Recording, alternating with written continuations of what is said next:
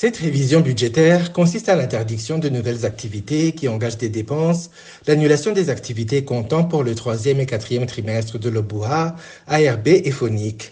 Jérôme Nyonzima, secrétaire général du gouvernement, indique que cette révision est due à la dépréciation de la monnaie burundaise, qui ne cesse de déséquilibrer le marché en général.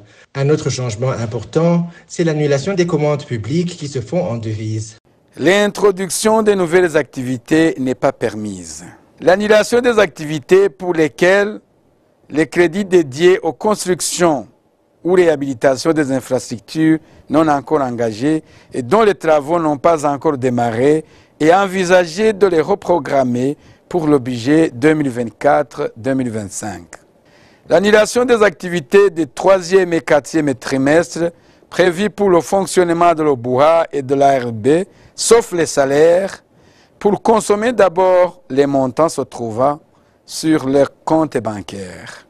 L'annulation des activités du Phonique, prévues pour le 3e et 4e trimestre, sauf les salaires, afin que le Phonique consomme d'abord le crédit se trouvant sur son compte bancaire.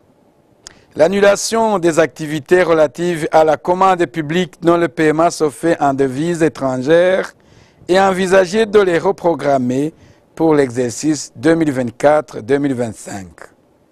Ne faire que des réaménagements internes entre le 3e et le 4e trimestre au sein d'un programme budgétaire.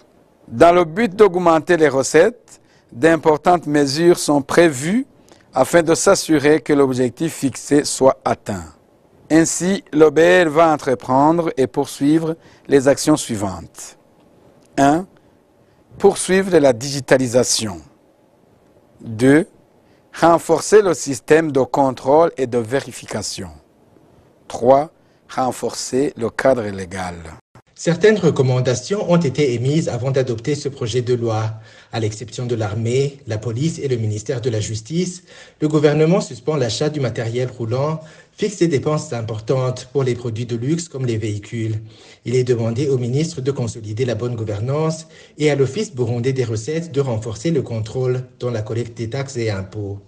Suspendre l'achat du matériel roulant, sauf pour l'armée et la police, pour le ministère de la Justice et pour les 8 véhicules destinés aux écoles à régime d'internat.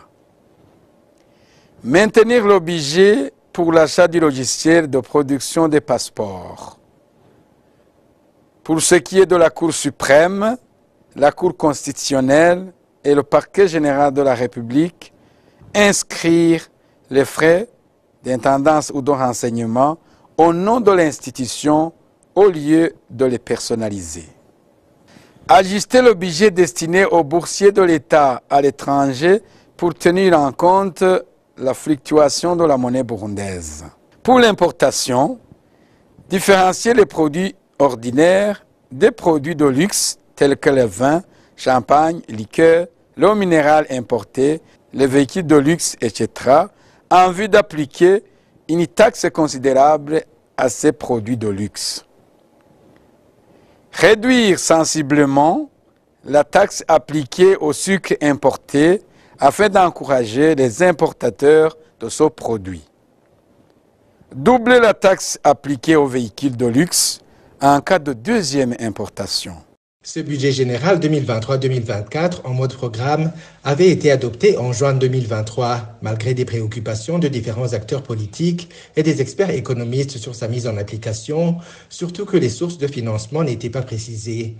Il avait connu un accroissement de plus de 65% par rapport au budget de 2022, soit 2 392,3 milliards contre 3 952,9 milliards pour 2023.